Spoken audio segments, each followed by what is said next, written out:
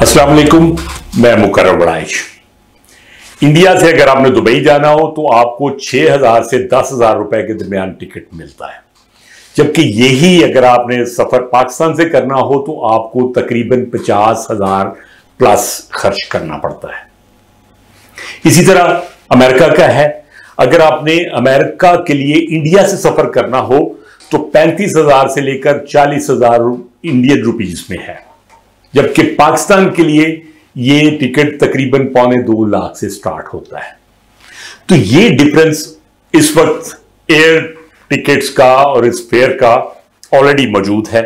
इसी तरह आप बांग्लादेश को देख लें, ऑलमोस्ट सेम उसका भी ये स्ट्रक्चर है। और इस वक्त क्या है, पाकिस्तान इस वक्त अगर ट्रेवल करना हो तो सबसे महंगा टिकट पाकिस्तान से है। लेकिन अब एक बजट आता है, मैं हमेशा कहता हूं एक बला आती है हर साल, और वो बला जो है वो क्या करती है, वो पाकिस्तान में एक महंगाई का तूफान लेके आती है। अभी एक टैक्स लगाया है पाकिस्तान हुकूमत ने ट्रैवलिंग पे, एयर टिकट्स पे एक टैक्स लगाया है। अभी मैं आपको उसकी डिटेल्स भी बताता हूं कि वो कितना टैक्स है, लेकिन इससे पहले ये बताएं कि ये बजट में ऐसा क्या होता है कि इसको किसी को एक याद आ जाता है कि भाई ये टैक्स लगाना था। पहले आप ना इस टैक्स की डिटेल सुने। अब ये बजट में 1 जुलाई से एक बैनुल अक़वामी इकोनॉमी और इकोनॉमी प्लस सफर पे बेसिक जो है आपको कहें कि जी टैक्स देना पड़े, वो 12,500 रुपए है। अमेरिका और कनाडा के लिए ये बिजनेस क्लास टिकट पर 1 लाख रुपए इजाफी टैक्स देना होगा। यूरोप के लिए बिजनेस क्लास के टिकट पर 60,000 और फर्स्ट क्लास या क्लब क्लास पर 2,10,000 टिकट देना होगा। इसी रेशियो से अगर आप फर्स्ट क्लास में जा रहे हैं तो बाकी जगहों के लिए भी यही रेशियो है अगर आप फर्स्ट क्लास से जा रहे हैं। न्यूजीलैंड और ऑस्ट्रेलिया के लिए ये 60,000 रुपए, जबकि सऊदी अरब और दीगर अरब ममालिक के लिए ये जो है ये 30,000 रुपए इजाफी टैक्स लगाया गया है। अब मुझे बताएं, मैंने बहुत रिसर्च की, ये ऐसा कोई टैक्स किसी मुल्क ने मुझे नहीं नजर आया कि किसी मुल्क ने लगाया। हमने ये टैक्स लगाया है और इससे हम कितना इजाफी रेवेन्यू इकट्ठा कर सकेंगे, ये एक तरफ है, और इससे नुकसान क्या होगा ये उस दूसरी तरफ है। हम नुकसान को तो देखते ही नहीं। ये छोटा सा एक रेवेन्यू, ये बहुत बड़ा रेवेन्यू नहीं होगा, लेकिन नुकसान मैं आपको बताता हूं। सबसे पहले हम अगर ओवरसीज पाकिस्तानीज के लिए आ जाएं तो ओवरसीज पाकिस्तानीज जो हैं वो ऑलरेडी पाकिस्तान से एनॉयड है। वो पाकिस्तान में इस वक्त इन्वेस्टमेंट ज्यादा नहीं कर रहे और वो अपनी इन्वेस्टमेंट्स को होल्ड किए बैठे हैं। इसके बावजूद आपको $3 बिलियन का रेवेन्यू पिछले एक माह में आया। तो ये कितना बड़ा एसेट है ओवरसीज पाकिस्तानीज हमारा। अगर हमने ये जालमाना टैक्स उस पर लगाए तो इसका मतलब ये है कि उनका पाकिस्तान में इंटरेस्ट और कम हो जाएगा, उनकी ट्रैवलिंग और कम हो जाएगी, हमारा आने जाने का खर्चा और बढ़ गया। इसके अलावा मैं टूरिज्म जो मैं समझता हूं कि हमारी एक बहुत बड़ी इंडस्ट्री हो सकती है, जितना खूबसूरत हमारा मुल्क है, मैं उसको टूरिज्म को प्रमोट करने की बात कर रहा हूं। तो हम इस तरह के टैक्सेस लगा के बैठ गए कि ना यहां से कोई आए हमारे मुल्क में और ना यहां से कोई जाए किसी और मुल्क में। तो ये टैक्स इसका आपको मिलना कुछ नहीं है, मैं आपको गारंटी करता हूं, लेकिन जितना नुकसान होना है वो मैं आपको बता रहा हूं कि डिफरेंट। आप देखिए, दुनिया में ट्रेवल करना, फासले कम होना, किसी ने बिजनेस के लिए जाना है तो ये ईज डाउन होना चाहिए। आप अपना कंपैरिजन किसके साथ कर रहे हैं? इतना जालमाना टैक्स, इतना ज्यादा टैक्स, ये पता नहीं किस माइंडसेट की बात है ये पता नहीं कौन लोग हैं जो बैठे हैं जिनको ये चीज नाज़िल हुई कि ये टैक्स लगाया जा सकता है और इससे पाकिस्तान के रेवेन्यू में इतना बड़ा इजाफा हो जाएगा कि पाकिस्तान के मसाइल जो हैं वो खत्म हो जाएंगे, कोई रेवेन्यू नहीं है।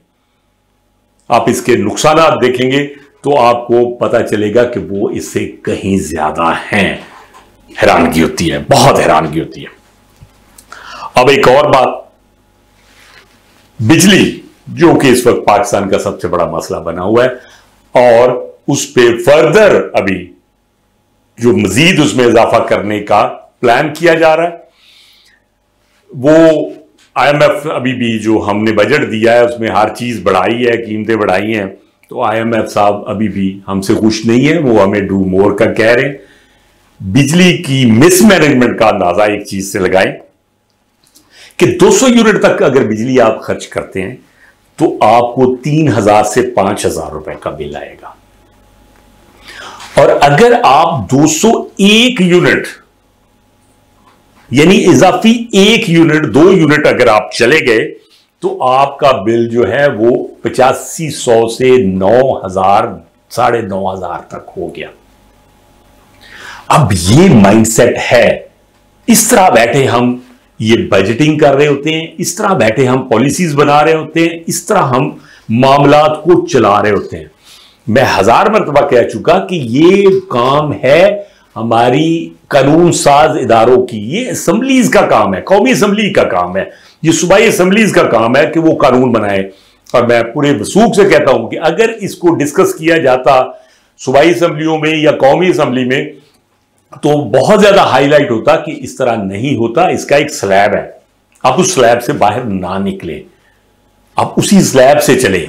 अगर किसी का 400 यूनिट तक जाता है तो 9000 में भी जस्टिफाइड हो, हालांकि कीमत तो बहुत ज्यादा है, मैं तो कभी भी जस्टिफाई नहीं करूंगा, लेकिन ये 201 पे आपका बिल जो है वो डबल हो गया।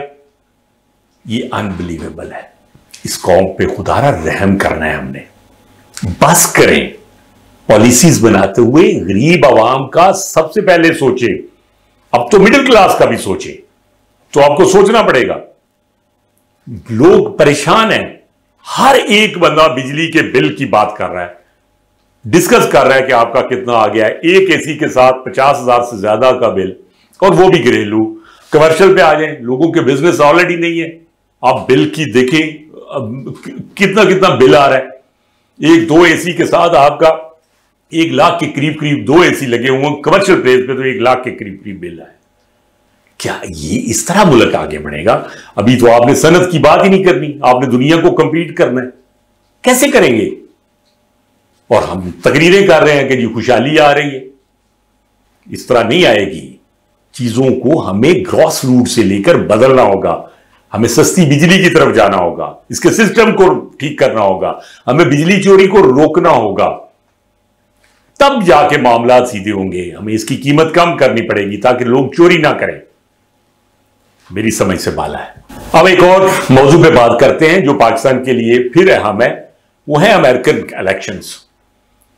अमेरिका में कल एक डिबेट हुई है दोनों प्रेसिडेंशियल कैंडिडेट्स के दरमियान, जो बाइडेन और ट्रंप के दरमियान। ये 90 मिनट की एक डिबेट थी। इसमें एक चीज मुझे जो समझ आई, जो मैंने अखज की, वो बहुत इंपॉर्टेंट थी कि इन्होंने 6-7 पॉइंट पे बात की है। 90 मिनट में अमेरिका के मसाइल को उन्होंने पूरा, आप कहें कि जी अहाता कर लिया। कितने मसाइल निकले? 6-7 मेन पॉइंट से ज्यादा नहीं। हम है कि पता नहीं कौन कौन सी तफसीलात पे गए हैं। उनका कंसर्न क्या है? मुईशत। और कंसर्न क्या है? खारजा पॉलिसी। और कंसर्न क्या है? इमिग्रेशन। और कंसर्न क्या है? Law and order. और माहौलियाती तब्दीली। 5-6 चीजों पे उन्होंने डिस्कस किया है और अपने अपने ख्यालात का इजहार किया है। इसमें ट्रंप जो है उसने अच्छा परफॉर्म किया और बड़ी वाज़ेह अक्सरियत से उसकी जो व्यूअरशिप है उसके हक में आई, लोगों ने उसको सराहा। लेकिन अभी ये जब तक इलेक्शन के रिजल्ट, क्योंकि एक क्वेश्चन मार्क ट्रंप के इलेक्शन लड़ने तक भी है कि नाअहल ना हो जाए, तो ये एक तलवार उनके ऊपर है। बहरहाल दो चीजों को मैं डिस्कस करूंगा जो हमारे लिए ज्यादा कंसर्न है, वो खारजा पॉलिसी है।